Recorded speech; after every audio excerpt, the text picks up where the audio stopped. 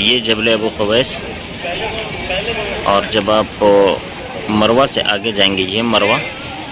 اور یہاں سے آگے جانے کے بعد یہ ایریا جو مروہ سے بالکل سٹا ہوا ہے پہاڑ ہے، اسے جبل قیقان کہا جاتا ہے۔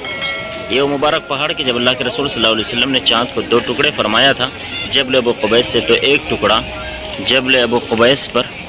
اور دوسرا چاند کا ٹکڑا جبل قیقان پر آیا۔ پھر اللہ کے رسول صلی اللہ علیہ وسلم نے اسے دوبارہ بفضل الہی چھوڑ دیا۔ کفار مکہ دیکھ کر کے تنگ رہ گئے، پھر بھی جن کے مقدر میں تھا وہ ایمان لائے، اور جن کو اللہ نے ایمان کی دولت نہ عطا فرمائی وہ ایمان سے محروم رہے۔ اور یہ نبی کریم صلی اللہ تعالی علیہ وسلم کی ولادت شریف کا وہ مکان ہے جہاں سیدہ آمینہ سلام اللہ علیہ کے بطن اقدس سے نبی کریم صلی اللہ تعالی علیہ وسلم کا ظہور اس گیت